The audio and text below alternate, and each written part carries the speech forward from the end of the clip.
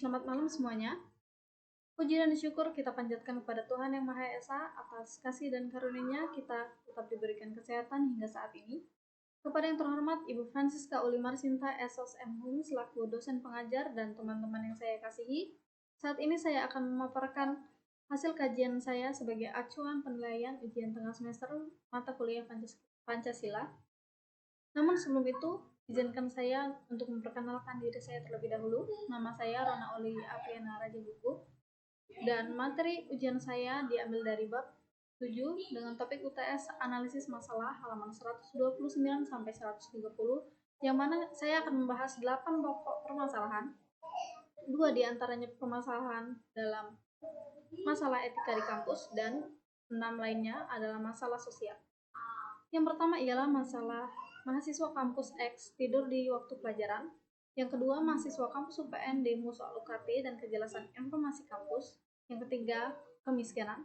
Yang keempat, penyalahgunaan narkoba. Yang kelima, kriminalitas. Yang keenam, kenakalan remaja.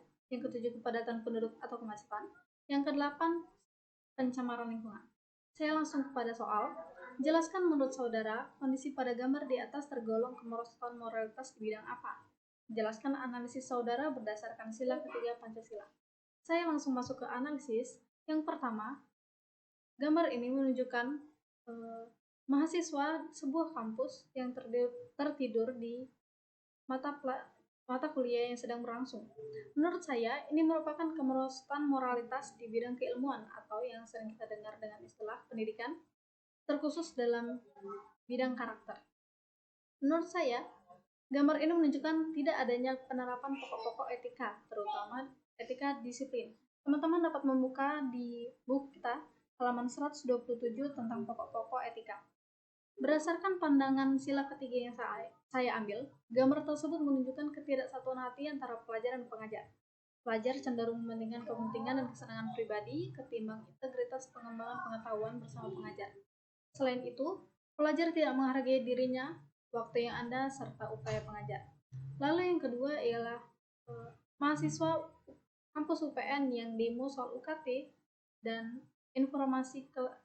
kejelasan tentang informasi kampus. Menurut saya, ini merupakan kemerosotan moralitas di bidang keilmuan atau pendidikan, terkhusus di bidang karakter, dan juga politik. Saya menggolongkan ini ke dalam bidang politik karena demonstrasi merupakan salah satu dampak dari adanya politik. Dari gambar ini, ditunjukkan bahwa tidak diterapkannya kondisi yang kondusif dalam area belajar oleh para mahasiswa. Selain para mahasiswa, pihak kampus juga tidak menunjukkan transparansi dan kejelasan informasi kepada para mahasiswa sehingga kondisi ini dapat terjadi. Dan juga, masih adanya tindakan memprioritaskan kepentingan golongan dibanding kepentingan bersama para warga kampus. Dalam hal inilah pandangan sila ketiga dijelaskan, yaitu kepentingan golongan yang lebih diutamakan. Lalu yang ketiga ialah kemiskinan.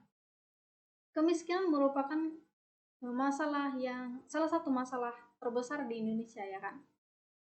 Dan saya menggolongkannya ke dalam kemerosotan moralitas di bidang ekonomi, sosial, dan budaya. Kemiskinan terjadi karena adanya kesenjangan taraf hidup yang sangat kontras sehingga timbul ketidakseimbangan dalam perolehan hak. Nah, dari pandangan sila ketiga Pancasila, hal ini karena minimnya kesatuan rasa, yaitu rasa simpati, empati, dan peduli pada masyarakat kelas bawah. Lalu yang keempat ada penggunaan narkotika. Penggunaan narkotika merupakan kemerosotan moralitas di bidang sosial budaya. Hal ini tidak mencerminkan rasa tanggung jawab akan kepentingan dan keselamatan bangsa dan negara. Ini merupakan pandangan dari sila ketiga.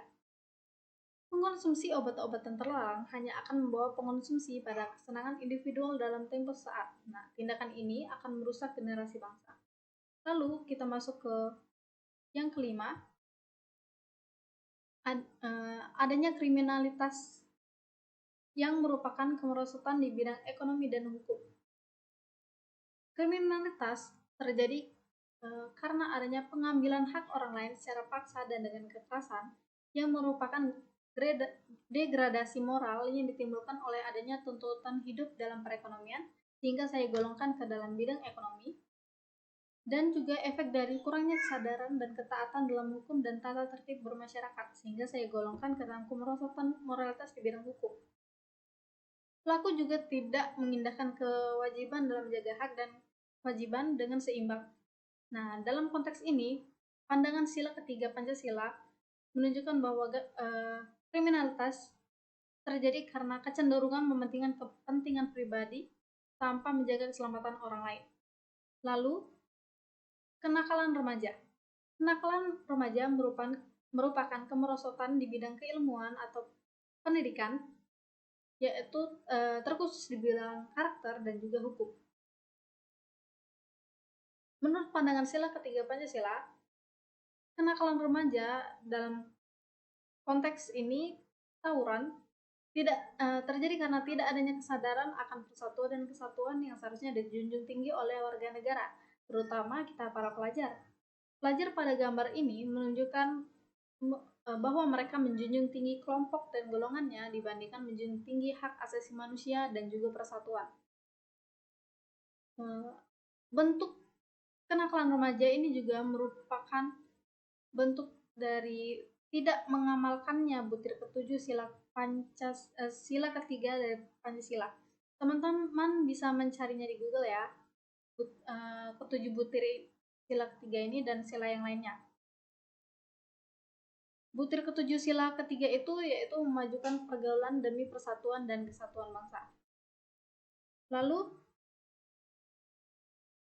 kepadatan penduduk atau kemacetan. Nah, menurut saya ini merupakan kemerosotan di bidang sosial budaya dan juga hukum. Hal ini menurut pandangan sila ketiga terjadi karena adanya degradasi pengamalan Pancasila dalam melakukan kewajiban menjaga ketertiban umum. Setiap pengendara merasa ingin lebih dahulu dibanding pengendara atau memakai jalan lain. Dan ini merupakan bentuk tindakan penyelewengan dari butir pertama pengamalan sila ketiga, yaitu mampu menempatkan persatuan, serta kepentingan dan keselamatan bangsa dan negara sebagai kepentingan bersama di atas kepentingan pribadi dan golongan. Lalu yang terakhir adalah pencemaran lingkungan. Menurut saya ini merupakan kemerosotan moralitas di bidang lingkungan. Ini terjadi karena kurangnya kesadaran melakukan kewajiban untuk menjaga kondisi lingkungan tetap sehat. Menurut pandangan sila ketiga Pancasila yang saya ambil, tidak ada juga rasa persatuan dan kesatuan untuk bersama-sama menyelesaikan persoalan limbah rumah tangga ini. Nah, ini butir ketiga dari pengamalan sila ketiga, yaitu mengembangkan rasa cinta kepada tanah air dan bangsa tidak dilakukan, tidak diamalkan.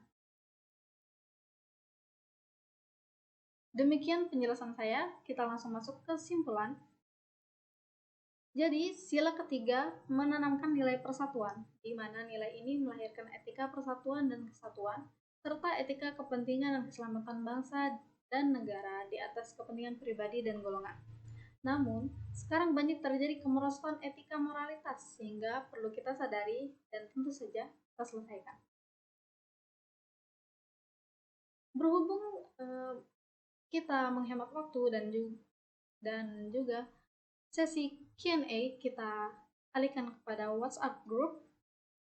Jadi saya akan menutup presentasi saya kali ini. Demikian penjelasan saya. Saya mohon maaf yang sebesar-besarnya apabila ada salah kata dan tindakan.